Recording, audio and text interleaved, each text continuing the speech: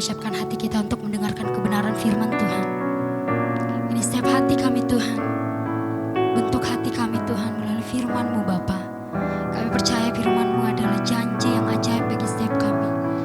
Kami percaya firman-Mu Tuhan mengubahkan setiap kehidupan kami Bapa. Kami memuji-Mu lebih lagi Tuhan. Berkati hamba-Mu Tuhan yang mengantarkan firman-Mu. Biar firman-Mu Tuhan tertanam dalam hati dan pikiran kami, sehingga hidup kami semakin berbuah di dalam-Mu Bapa. Kami bersyukur Yesus.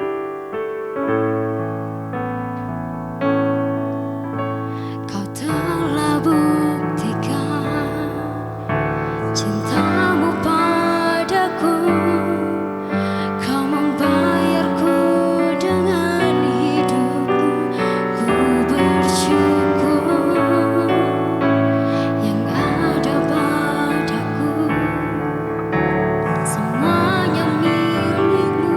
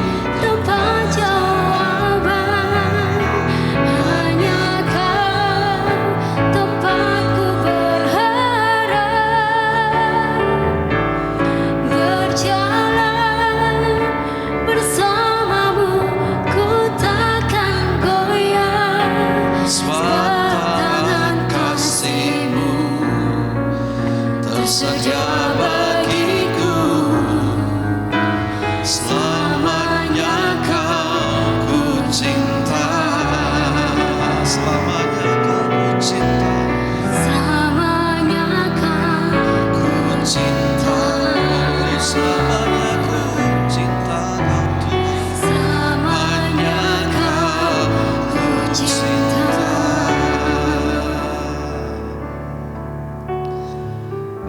Kami bersyukur Tuhan, pagi hari ini kami percaya Engkau sedang melawat kami. Engkau sedang beracara pribadi lepas pribadi buat kami. Tuhan, di waktunya Tuhan, kami buka hati kami. Mari bajak hati kami. Tuhan, lembutkan hati kami. Supaya pagi hari ini kami pulang dengan sebuah kelegaan, sukacita, kemenangan yang Kau berikan buat kami. Karena kami tahu dalam dunia ini semua sementara.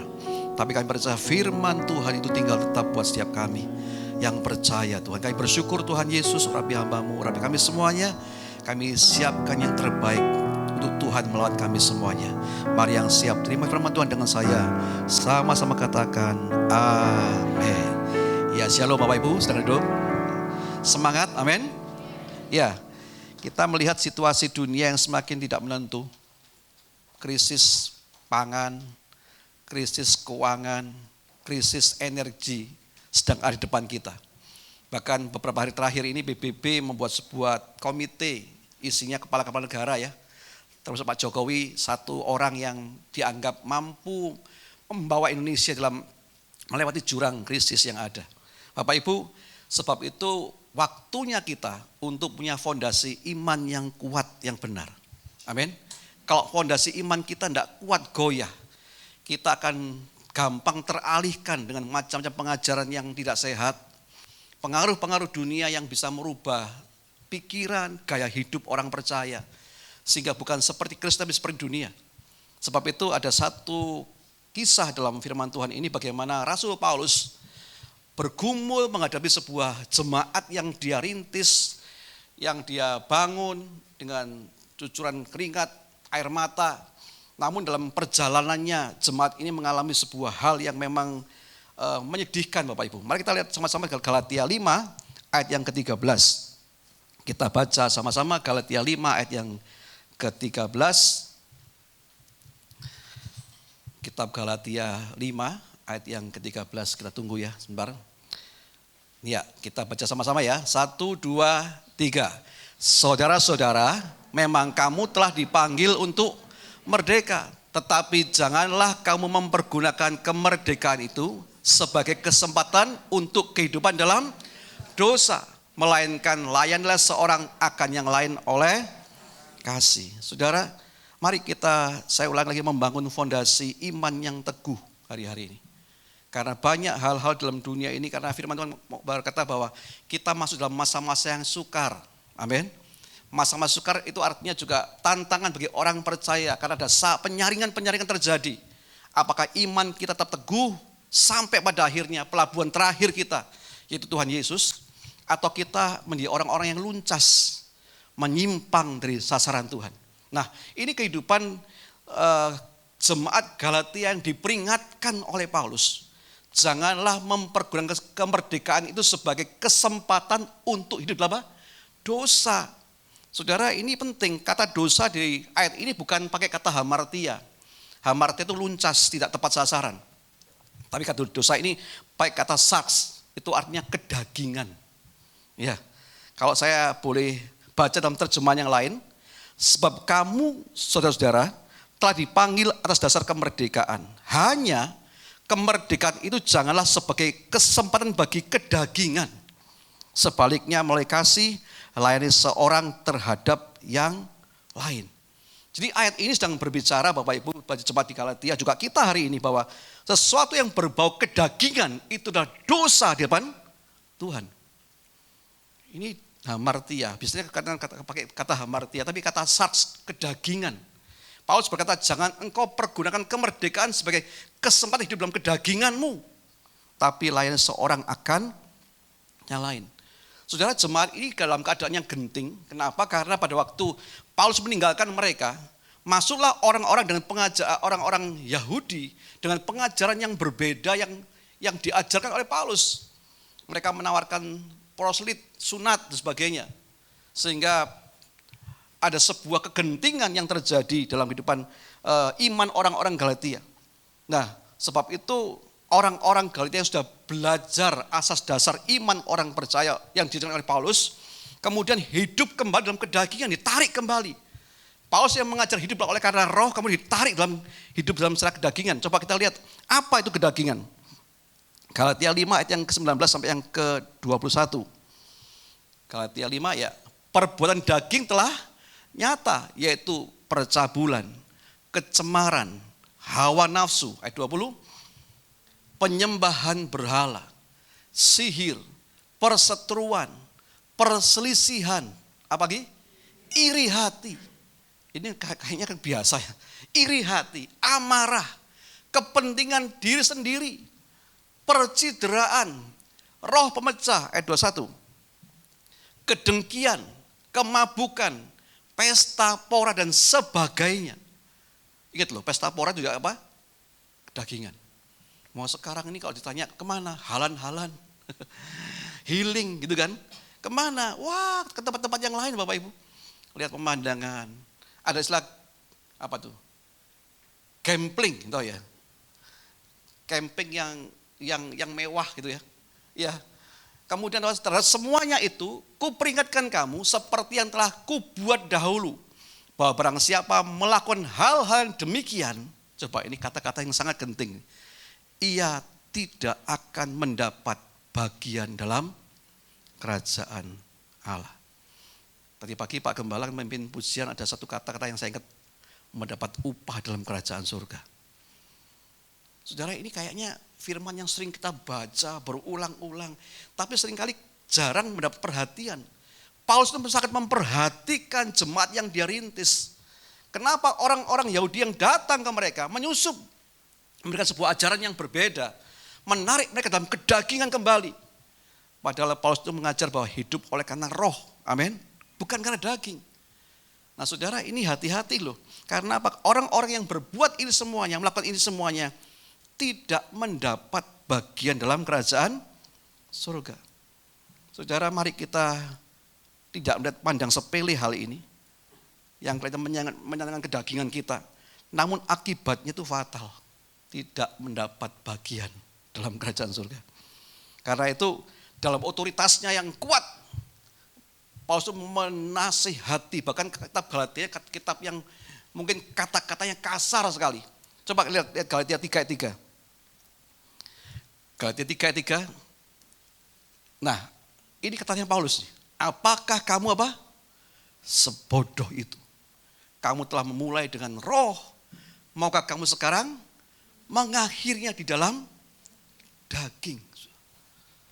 Nah saudara, Bapak Ibu, tahun 1950-an itu ada seorang hamba Tuhan yang dipakai Tuhan, dekat dengan Tuhan, intim dengan Tuhan, mendapat sebuah penyataan Tuhan, namanya David Wilkerson.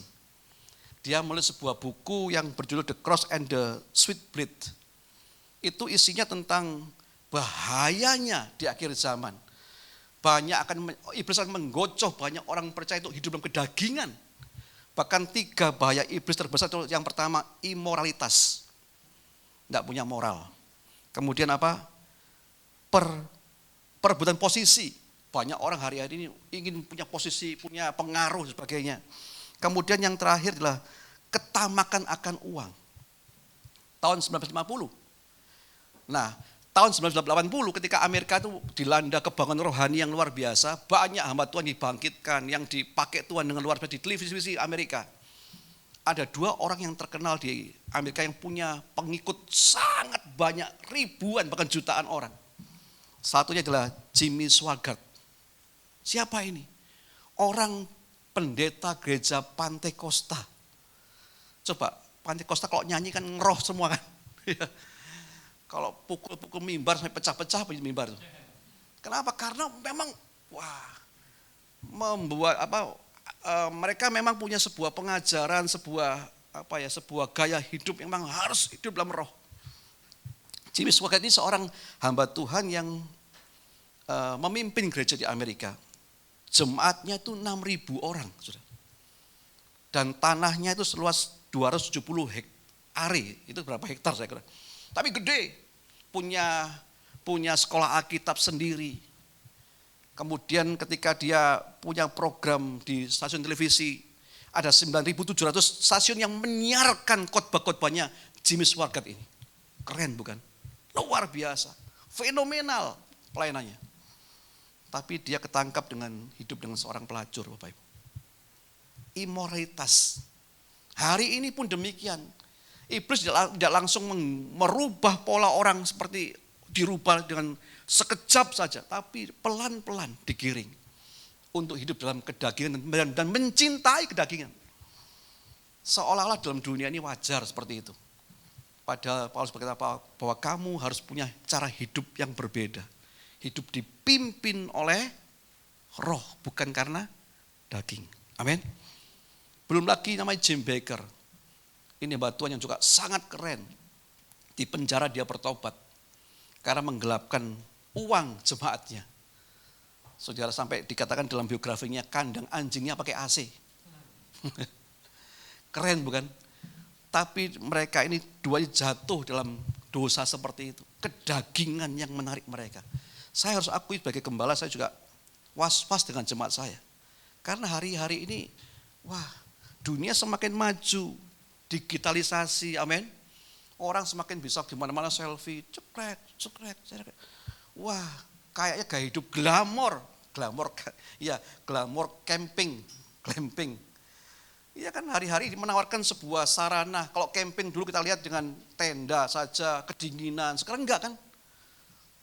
Ini ada satu glamping yang bagus di Cuban Rondo katanya. Itu ada sebuah tempat yang glamor sudah. Masuknya aja pakai AC. Kemudian itu kacanya ketika ditekan tombolnya bisa buram kacanya begitu. Itu keren-keren. Dan gaya hidup seperti itu kayaknya wajar sih. Bagi dunia seperti ini kayaknya begitu. Tapi ingat bahwa orang-orang yang mengambil bagian dalam kedagingannya, Alkitab tidak mendapat bagian dalam kerajaan Allah. Nah saudara, saya percaya kita semua adalah orang-orang yang mau dapat bagian dalam kerajaan Allah. Amin. Karena semakin majunya dunia ini, orang Kristen kehilangan jati dirinya. Sebetulnya hidupnya dipanggil berbeda dengan cara hidup dunia ini. Amin. Makanya mari kita hati-hati. Ini sebuah pilihan yang harus kita pilih. Memilih hidup karena roh atau hidup karena daging. Ingat bahwa dosa ini bukan hanya hamartia, tapi saks. Hal-hal yang berbau kedagingan. Itu juga disebut dosa di pandangan Tuhan. Haleluya. Nah saudara, mari satu ayat lagi. Wahyu 22 ayat yang ke-11. Apa yang harus terjadi dalam akhir zaman ini. Wahyu 22 ayat yang 11. Barang siapa yang berbuat jahat, biarlah ia terus berbuat jahat. Barang siapa yang cemar, biarlah ia terus cemar. Saudara, itu kata terus loh. Dilakukan continue, terus. Tapi biarlah barang siapa yang benar, biarlah ia terus berbuat benar. Kebenaran. Dan barang siapa yang kudus, ia terus menguduskan. Ini pilihan bagi orang percaya. Banyak orang ke gereja, duduk gereja sama-sama. Dengar firman Tuhan yang sama. Tapi pilihannya, apakah dia hidup oleh karena roh. Hidup makin kudus, makin benar. Atau hidup semakin cemar dan semakin berbuat jahat. Itu pilihan. Pendeta tidak bisa memilihkan saudara. Itu pilihan. Nah saudara, pagi hari ini saya akan sampaikan 3 perkara. Mengapa orang percaya tidak boleh hidup dalam kedagingan? Mengapa? Mengapa Paulus sampai begitu marahnya dengan jemaat Galatia? Apakah kamu sebodoh itu? Memulai dan roh mengakhiri dengan daging. Saya berharap kita yang hari ini telah dilawat Tuhan, dipulihkan Tuhan. Mari kita terus mengobarkan roh kita, amin. Makin kuat. Bukan makin bertambah-tambah. Ada satu jemaat saya yang harus memang akhirnya meninggalkan gereja kami. Karena memang kehidupannya nggak bisa diperbaiki, Bapak Ibu. Saya dulu, opa saya juga pernah berpikir begini. Ayo pelayan itu memperbaiki orang. Ternyata untuk bisa benar itu bukan karena kita bisa memperbaiki. Tapi pilihan orang sendiri. Dia akan semakin dekat dengan Tuhan, makin maju, makin cinta Tuhan atau makin berekeli. Itu pilihannya. Mari kita belajar 3 alasan mengapa orang percaya tidak boleh hidup dalam kedagingan. Ayo coba ayatnya kita lihat. Roma 8 ayat yang kelima. Roma 8 ayat yang kelima. Sebab mereka yang hidup menurut apa? Daging. Memikirkan hal-hal yang dari daging. Itu rumusnya. Mereka yang hidup menurut roh memikirkan hal-hal yang dari roh. Makanya kadang-kadang gak nyambung antara orang yang hidup dalam roh dan orang yang hidup dalam kedagingan. Gak nyambung karena apa? Pikirannya pun beda. Orang yang hidup dalam daging memikirkan hal-hal dari daging.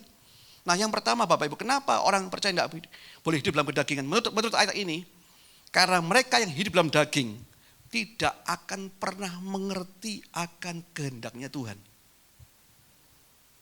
Ya, orang yang hidup dalam daging mau diapain juga nggak akan ngerti kehendak Tuhan. Nah, ini seperti sebuah rumus matematika 1 ditambah 1, 2. Nanti 20 tahun lagi, 50 tahun lagi juga sama. Nggak akan berubah di 11.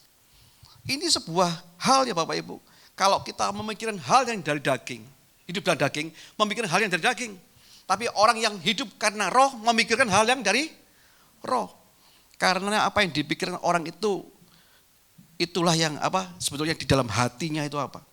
Nah Bapak Ibu ada sebuah serial film yang bagus. Judulnya Amazing Grace. Film ini menceritakan tentang kisah seorang yang namanya Wilberforce. Hidup tahun 1759 sampai 1833.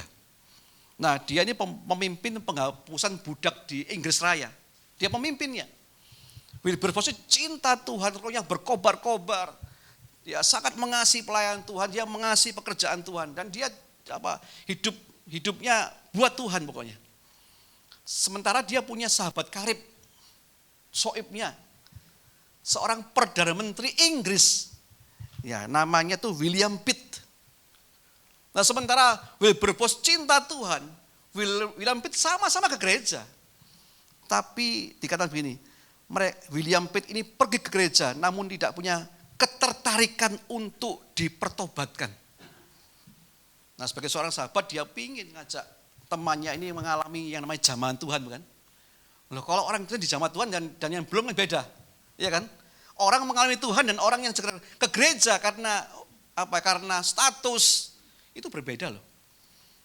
Wilberforce itu rohnya membara, melayani Tuhan. Yang William Pitt ya asal ke gereja.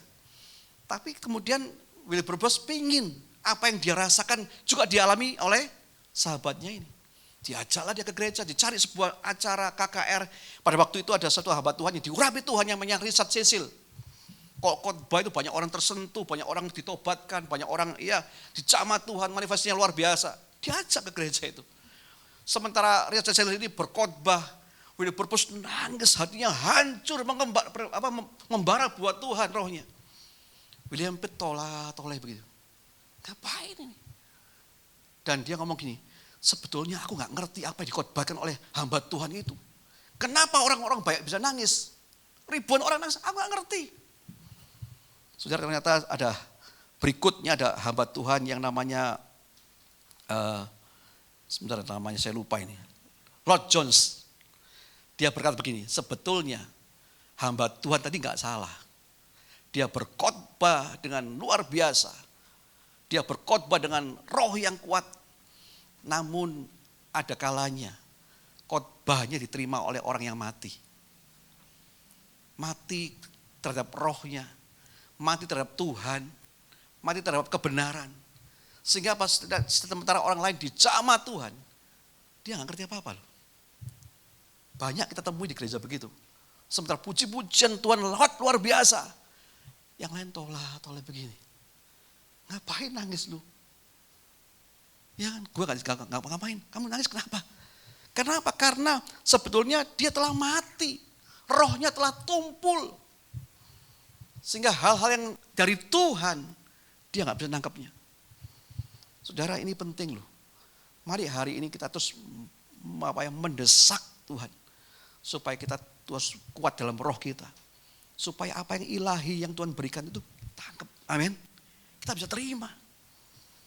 Kemarin saya ke Jakarta, ada sebuah hal Bapak Ibu yang terjadi di 3 pelayanan saya. Yang pertama pada pagi hari saya mengalami sukacita luar biasa. Gereja kecil, satu ruko cuma hanya separuhnya gereja ini kali. Ya karena separuh jemaatnya hanya sebelah sini doang kan. Tapi waktu saya pagi karena saya nggak tahu jalan, saya harus bawa mobil sendiri. Saya ke panduan Google Map itu sampai ke Karawaci sana. Saya melihat begini, waktu saya harus berjuang belok kanan, belok kiri, ya kadang salah juga, muter balik lagi gitu kan. Tapi saya melihat ketika saya datang ke tempat itu, masuk gerejanya, suasana auranya beda loh.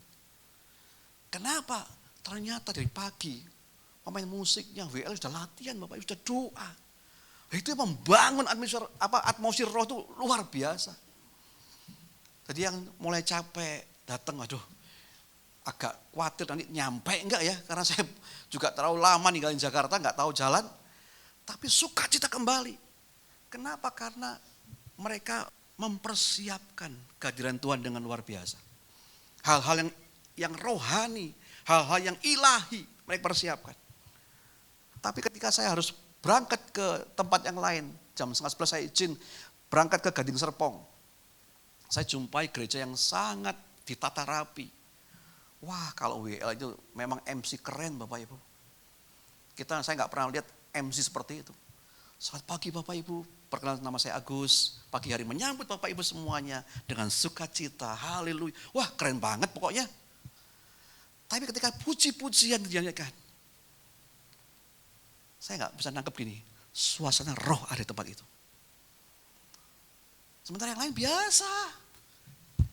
Datang ke hadirat Tuhan dengan hati yang penuh sukacita. Saya ngomong nggak kena lagi nih. Memang pendesain karena memang golongan elit. Gading Serpong kan kayak sekarang kan seperti kota mandiri yang lebih hebat dari BSD kan. Kalau kita pernah Gading Serpong itu seperti Casablanca Jakarta begitu. Wah itu golongan elit Bapak Ibu. Kalau nyanyi seperti lagu-lagu yang lompat-lompat itu nggak akan bisa. Tapi kenapa nggak bisa? Karena memang mereka tidak menyentuh yang namanya esensi roh. Hanya menyentuh kedagingan yang menyenangkan manusia. Ayo tepuk tangan. Ayo berdiri Bapak Ibu. Oh, berdiri gitu. Saya sambut Bapak Ibu berdiri. Kan keren. Ya kan? Kalau kita kan mari berdiri sama-sama. Gitu. Kita to the point. Tapi mereka sangat ditata. Tapi nggak ada kehidupan. Saudara, mari kita belajar pagi hari ini. Karena orang yang memikir hidup dalam daging, memikir hal-hal yang dari daging. Orang seperti ini nggak bisa menangkap yang ilahi.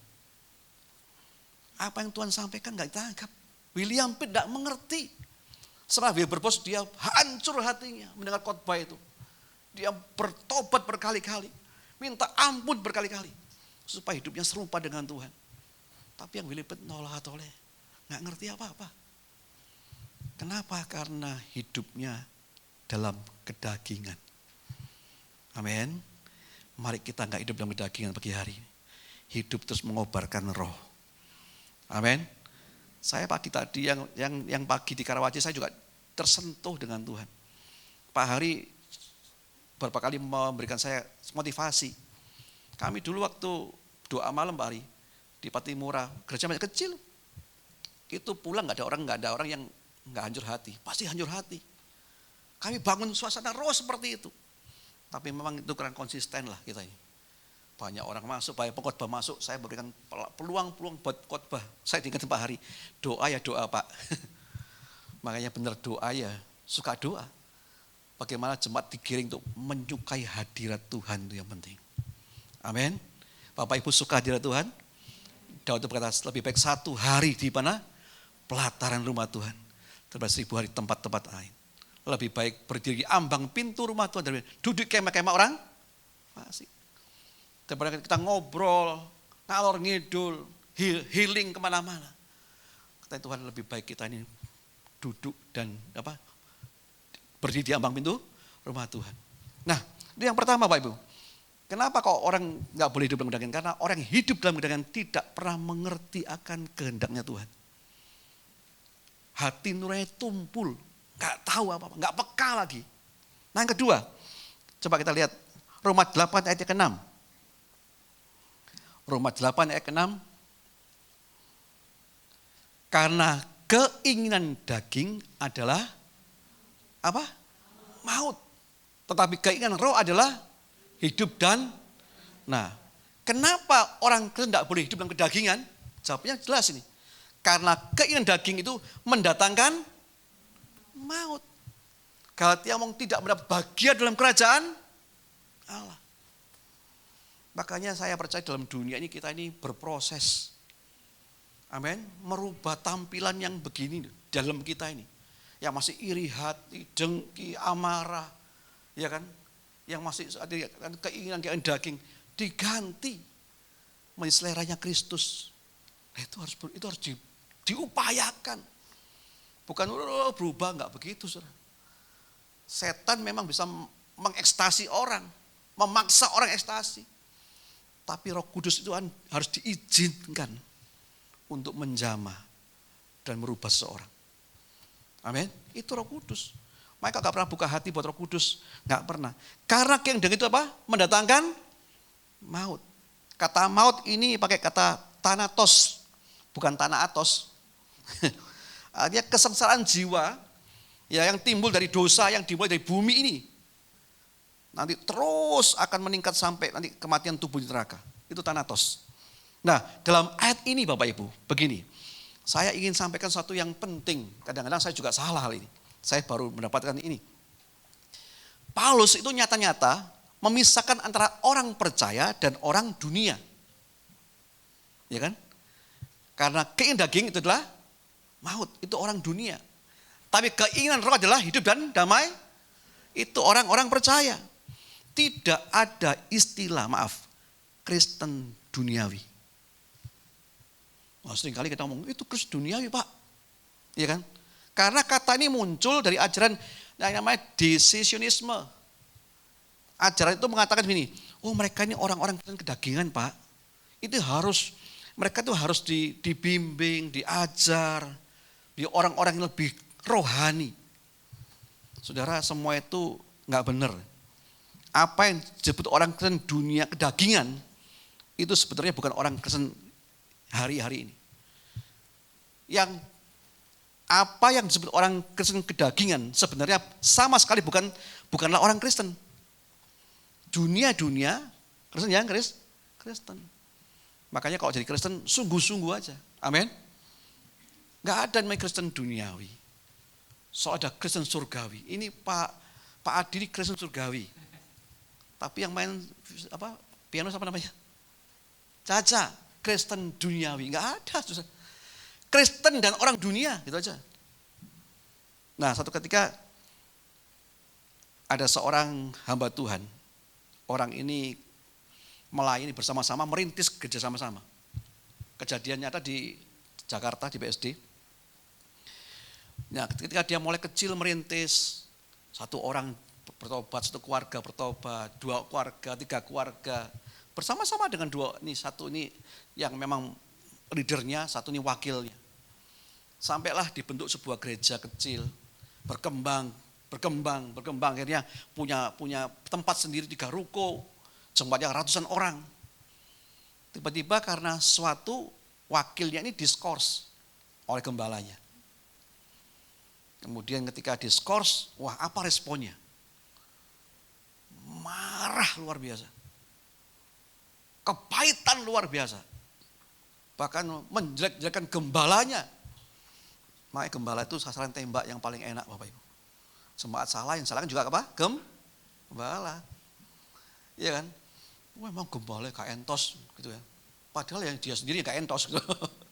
Gak bagus lah. Tapi gini, dia punya bukti WA, di screenshot, kemudian direkam semuanya.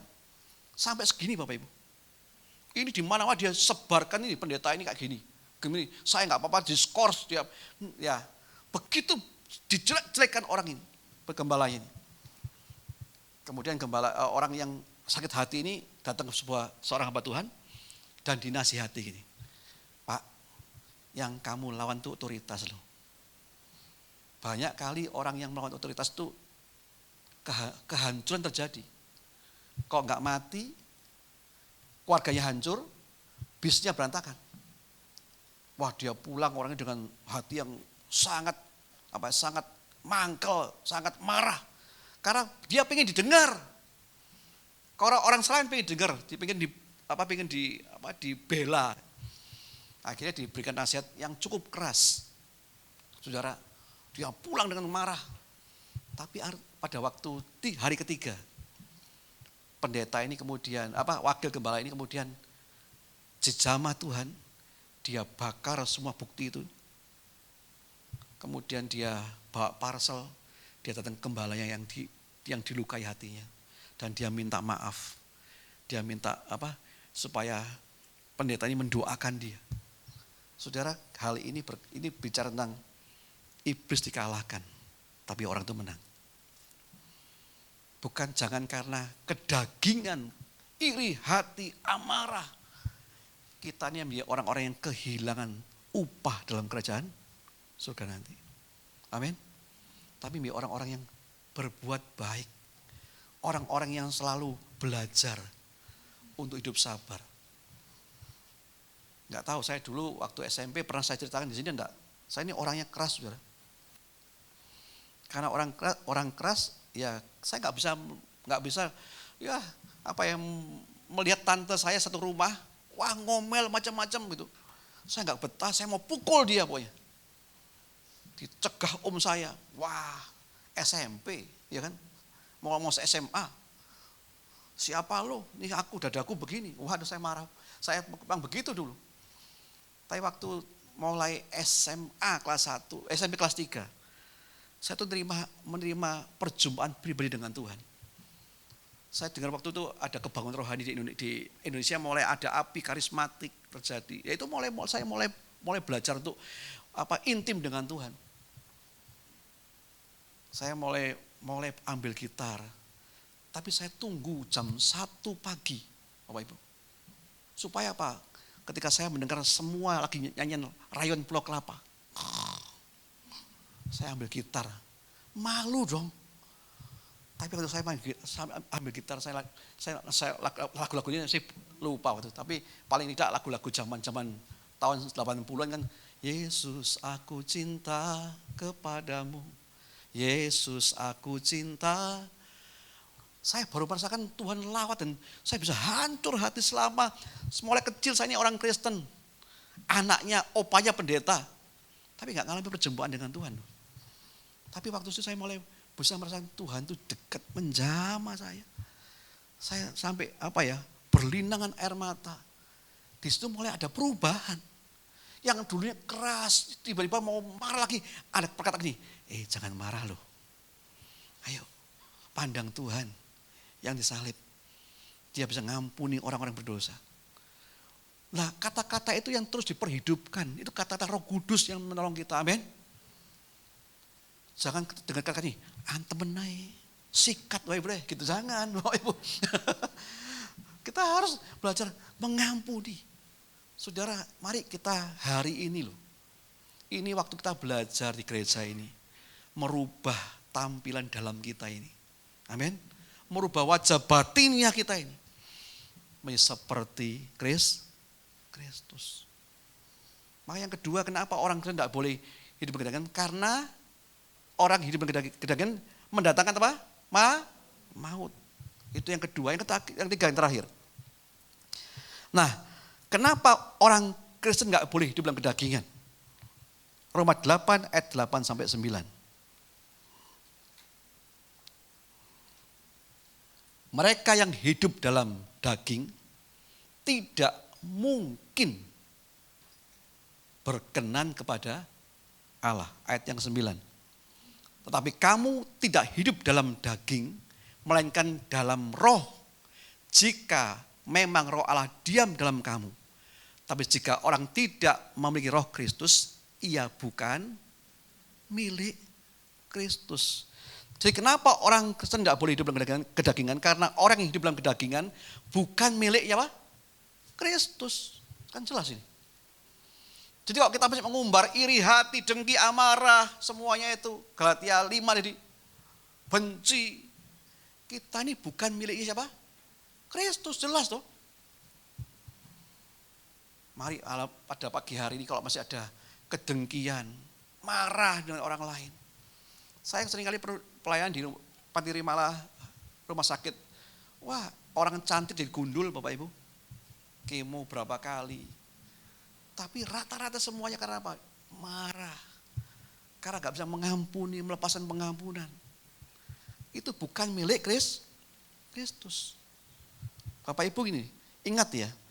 Tuhan itu mempelai laki kitanya apa? Nah, kalau yang dicari dari hubungan suami istri berkeluarga itu apa? Kecocokan. Amin. Ada kata-kata gini, kamu salah potong rambut, menyesalnya 1 bulan. Kamu salah pilih jodoh, menyesalnya seumur hidup. Kamu salah pilih juru selamat, menyesalnya selama-lamanya. Loh, kalau kita nih punya pasangannya gak cocok misalnya gini. Pasti suami atau istrinya paling gak betah di rumah kan. Habis suaminya pulang kerja, "Pak di mana?" Masih kantor. Apain? Lembur. Padahal dia main biliar di sana. Dia tunggu sampai istrinya tidur, pulang. Pagi-pagi buta sebelum istrinya bangun, tulis surat, "Mam, saya nggak bisa makan ya. Saya ada meeting, takut terlambat." Berangkat lagi Bapak. Nggak cocok. Suka nggak gitu? Oh, nggak enak Bapak Ibu. Nah, Tuhan itu juga cari yang cocok dengan dirinya. Barang siapa tidak punya Roh Kristus, ia bukan milik Kristus. Pertanyaannya Bapak gitu, begini. Kita seringkali ngomong gini, "Oh Pak, yang penting saya ikut Tuhan, masuk surga." Ya kan? Ibu ikut Tuhan ngapain? Masuk surga. Tapi kita nggak pernah pikir, nanti di sana di surga kerasan nggak kita nanti?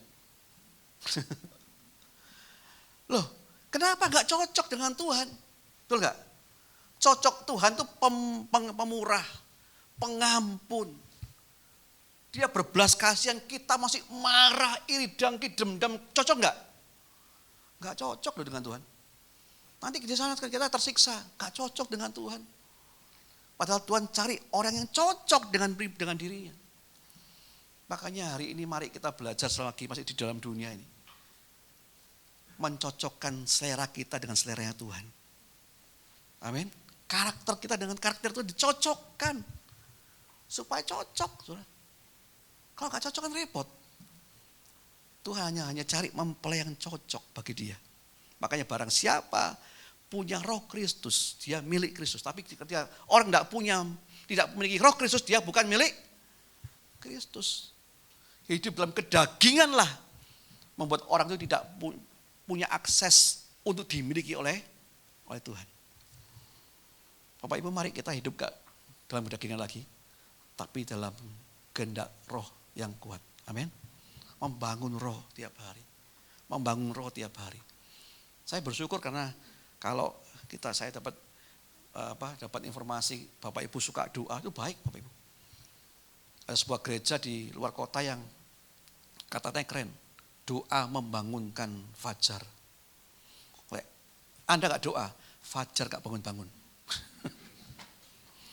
Jumlahnya 400 orang jemaatnya. Saya tanya ke pelayan waktu ngajak saya makan kan. "Pak, berapa yang doa Pak? Membangun fajar yang keren Pak." "Ya paling gak 4 orang, 5 orang Pak." Wah, saudara, mari kita belajar dulu. Setiap hari kita berjumpa dengan calon kita di sana. Amin. Tapi dicocokkan dulu seleranya. Sifatnya.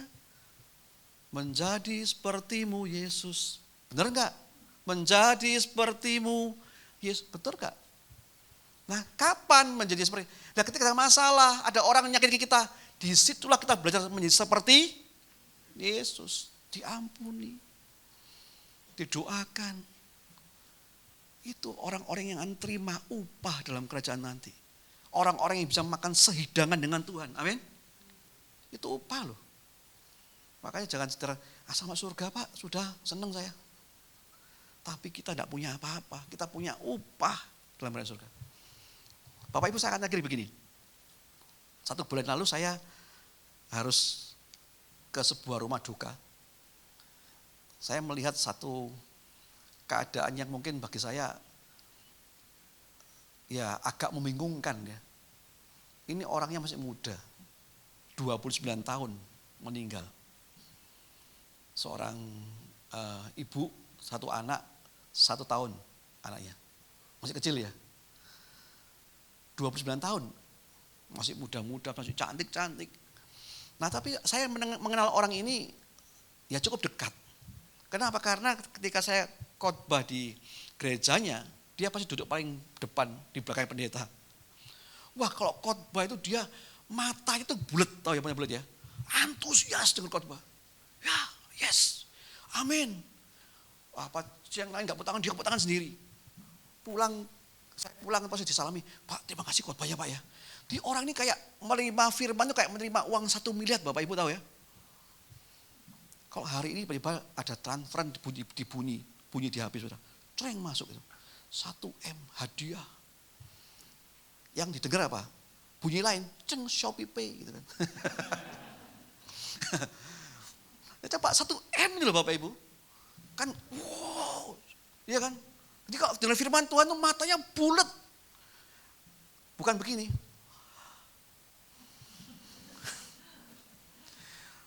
Amin. Dang Mario Pak. Udah kayak bulat gitu kan. Tapi dia matanya bulat Bapak Ibu. Saya baru tahu ketika 1 bulan terakhir tuh suaminya juga kontak. Kemudian saya tanya, sakit apa sih? Dikatakan sakit yang tidak ada obatnya. Loh, ternyata kena leukemia akut. Dia harus pakai 15 ampul darah, itu tetap pucat saja. Nah pada hari terakhir waktu dipanggil Tuhan, suami gak rela sudah. Gak rela benar-benar. Kenapa? Baru 5 tahun menikah. Dia gandeng tangan istrinya. Dari pagi dia baca Mazmur 23, Tuhan gembalaku, tidak kekurangan aku. Dan suami ngomong, Tuhan aku minta mujizatmu buat istriku. Dia nangis terus dari pagi Bapak Ibu. Karena sudah mulai, benar ya sel darah putih gak bisa bawa oksigen ya. Benar ya. Sehingga waktu itu harus dokter harus pakai ventilator. Supaya bisa nafas. Kayak ikan begini. Dia nangis, Tuhan tolong jangan sampai, Tuhan ini anak baru setahun. Lagi pula dia ngomong, masih Tuhan 5 tahun, aku masih sayang istriku. Ya masih barulah. Kemudian dia minta Tuhan, benar-benar ya Tuhan, 1 aja mujizatmu. Nanti aku akan melayani Tuhan lebih lagi. Jam 8 pagi, makin parah. Nah waktu jam 8 malam Bapak Ibu, ketika menjelang dipanggil Tuhan, suami nangis, air matanya sampai misalnya banjir air mata. Kok dia ngomong sampai trotosan Pak, air mataku Pak.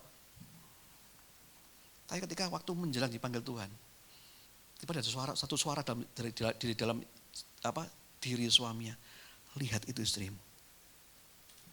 Sudah dia di ranjang tempat di rumah sakitnya, suami lihat pemandangan yang lain. Ada satu sosok putih yang putih bersinar, berdiri di samping ranjang istrinya. Dan berkata begini, jangan takut tak. Dia bawa selimut yang besar, istrimu sekarang bersama dengan aku. Dan ketika dia lihat pemandangan itu, dia ngomong gini, Pak seketika itu juga air mata saya berhenti. Dan saya diingatkan oleh Roh Kudus bahwa di surga sana tidak ada ratap tangis dan air mata. Saudara, istrinya pulang disambut Tuhan, terima upah. Kenapa? Membangun antusias, rohnya kuat. Mari saya ajak jemaat hidup ini. Jangan hidup lagi lari dalam kesenangan dunia, tapi lari untuk mengejar yang rohani. Amin. Segala berkat rohani yang Tuhan siapkan. Supaya nanti kita pulang, Tuhan sendiri yang berikan sabar sampai setia. Baik sekali keadaanmu. Amin. Ayo kita undang, tim musik ada ya, undang singer maju ke depan. Kita akan sebuah pujian yang saya yakin Bapak Ibu sudah pernah nyanyikan pujian ini.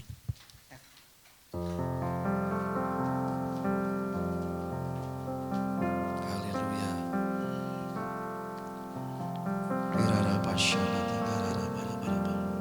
Terima kasih Tuhan.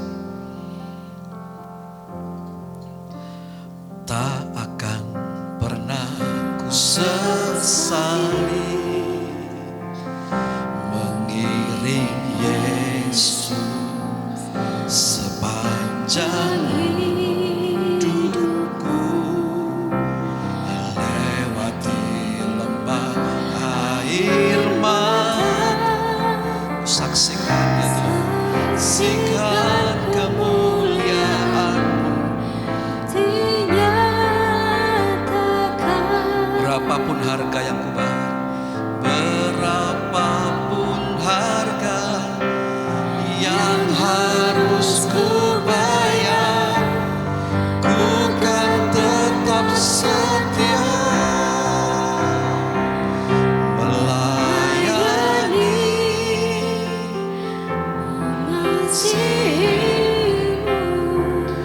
mengiring-Mu seumur hidupku.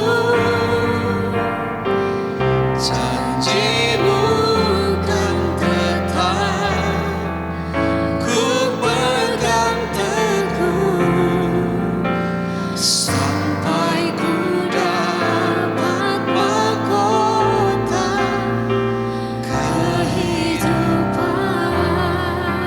Saya undang Bapak Ibu mari bersama-sama dengan pujian ini sekali lagi. Tak akan pernah ku sesali ya Tuhan.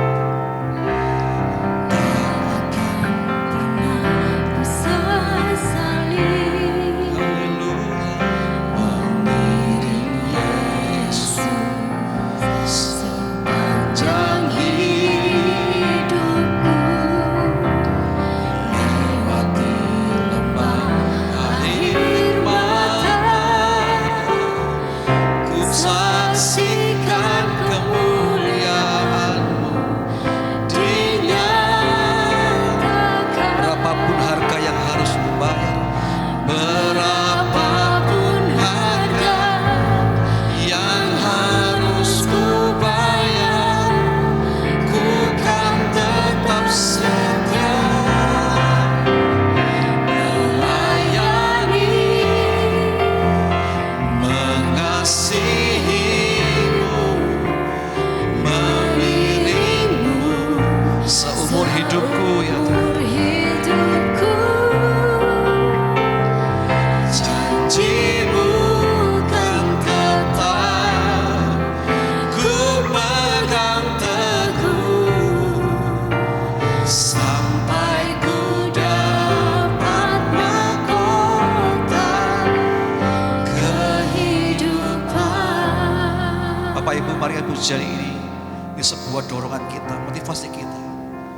Tuhan sediakan mahkota, Tuhan sediakan upah bagi orang-orang yang setia, yang hidup membangun oleh karena roh, diperkuat terus rohnya.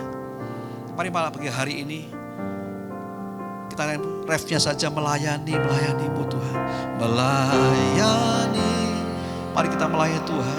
Mengasihi-Mu, mengiring-Mu Seumur hidupku ya. seumur hidupku.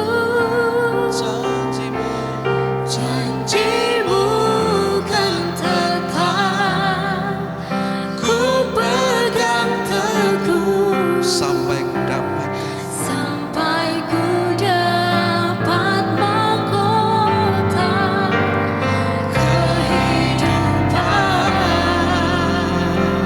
janji-Mu Kan tetap ku pegang teguh, sampai ku dapat mahkota kehidupan. Tuhan, janji-Mu yang kami pegang teguh. Meskipun dalam dunia sementara ini Tuhan banyak air mata yang kami harus cucurkan, banyak persoalan yang harus kami hadapi, Tapi biarlah kami bertanding menjadi orang-orang yang menang dalam pertandingan ini Tuhan. Orang-orang yang selalu membangun roh kami kuat. Sehingga kami serupa, selera dengan Tuhan. Dan kami percaya Tuhan ada upah kemuliaan yang Kau berikan buat kami. Tuhan Yesus, menerima firman-Mu pada pagi hari ini. Supaya kami tidak hidup dengan kedagingan lagi. Tapi hidup karena dipimpin oleh roh. Dan kami milik Tuhan selama-lamanya. Berdoa Tuhan berkati pelayan tempat ini. Pak Kembali sebagai gembala, setiap staf yang ada, Kau berkati semuanya. Dan pelayan-pelayan yang Tuhan hari melayani, Tuhan berkati dengan luar biasa. Setiap kami juga Tuhan pagi hari ini, kami pulang dengan sebuah jawaban bahwa Tuhan menghendaki kami hidup oleh karena roh, bukan karena daging. Dalam nama Yesus kami berdoa dan mengucap syukur. Haleluya. Amin.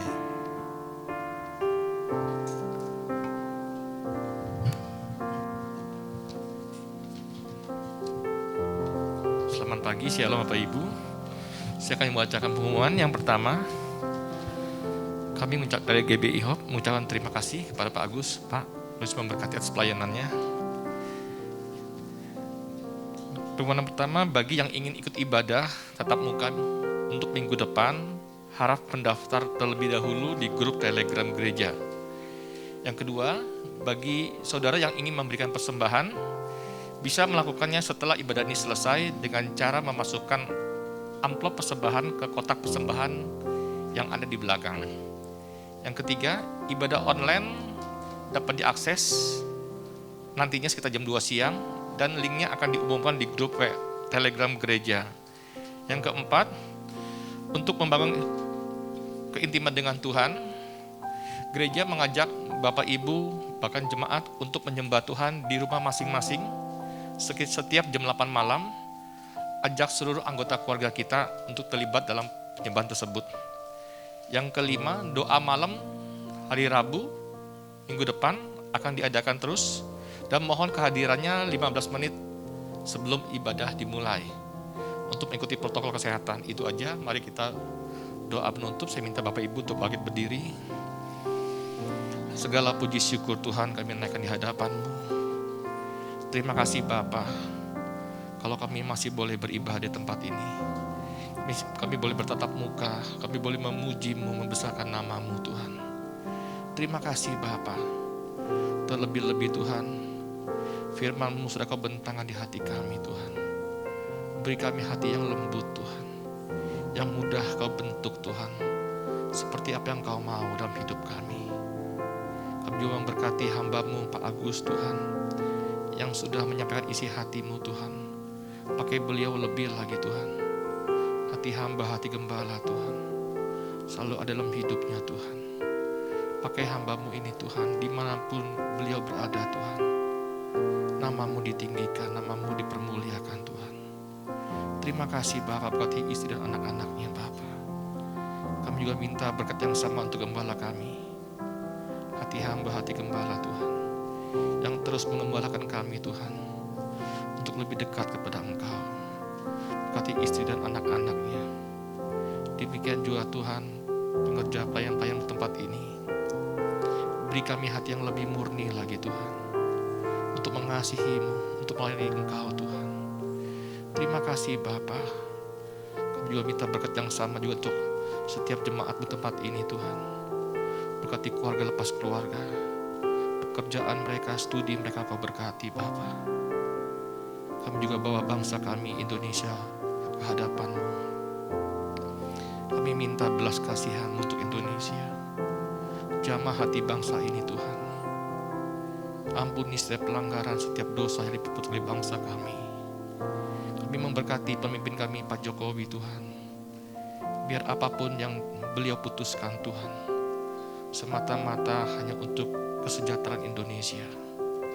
Juga berikan hati yang takut akan Engkau Tuhan, ada di setiap pemimpin bangsa kami Bapa. Terima kasih juga bawa persembahan kami ke hadapan-Mu. Biar semua menjadi alat untuk kemuliaan-Mu Bapa. Sebelum kami pulang Tuhan, kami rindu Kau memberkati kami.